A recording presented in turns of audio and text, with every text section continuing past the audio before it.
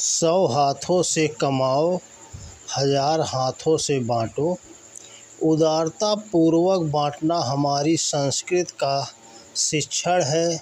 वेद भगवान का संदेश है कि बटोरना ही नहीं, बाँटना भी सीखें।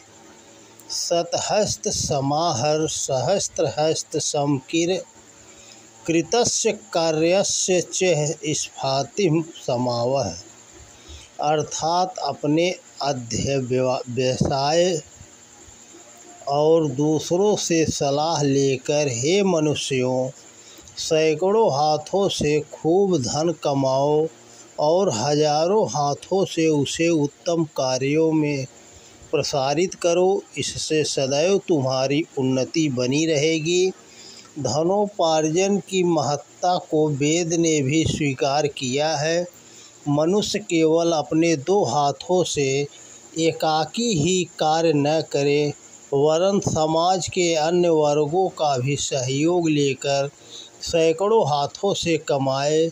उसे अपनी सारी प्रतिभा, क्षमता और पुरुषार्थ अधिकाधिक धन कमाने में लगाने चाहिए। किस लिए यह सब करें? क्या स्वयं अपने उपभोग के लिए नहीं? संसार में जो भी धन संपत्ति है वह सब प्रजापति की है, परमपिता परमेश्वर की है। हमारे अध्यवसाय और पुरुषार्थ से जो हमें प्राप्ति होती है वह भी उस भगवान की ही है। उसी ने कृपा पूर्वक हमें उसका ट्रस्टी नियुक्त किया है।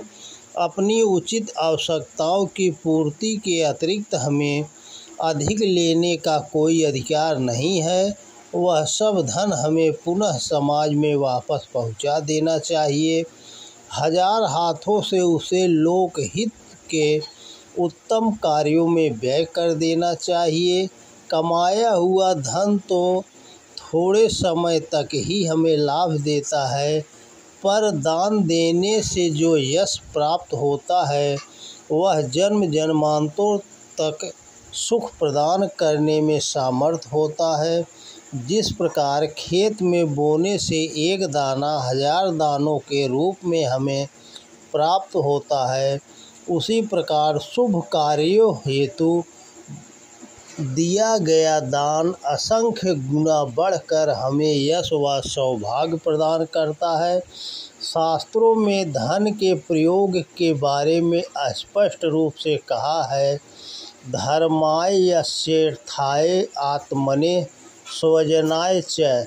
जो धन ईमानदारी से कमाया है उसके 5 भाग कर दो, धर्म के लिए, यश के लिए, अर्थ के लिए, स्वयं के लिए और स्वजनों के लिए।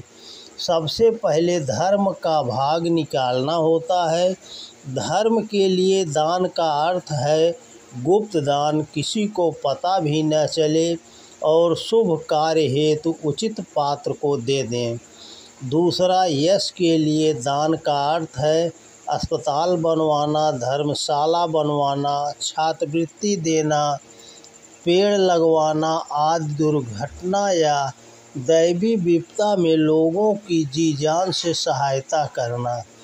तीसरा भाग अर्थ के लिए है, अर्थात अर्थोपार्जन में धन को बढ़ाने में, उसे काम धंधे में लगाना, व्यापार में, खेती बाड़ी में लगाना।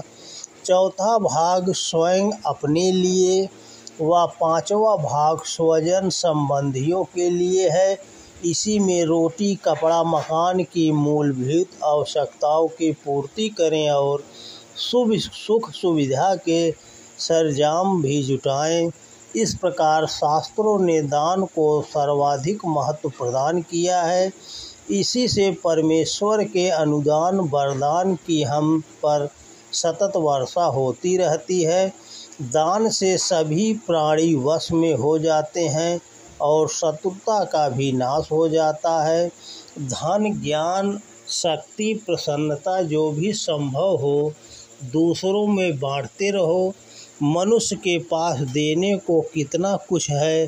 स्नेह, प्रेम, सहानुभूति तथा हंसी के फूल हैं। इन्हें भी बांटो, स्वयं खिलो और दूसरों को भी खिलाते चलो। मनुष्य को ईमानदारी एवं पुरुषार्थ की यथासंभव कमाना चाहिए और सत्कार्यों में उसका उपयोग करना चाहिए। भजन की अपेक्षा ईश्वरीय आदेशों का पालन करना ही सच्ची उपासना है। दोस्तों नमस्कार, जय हिंद, जय भारत।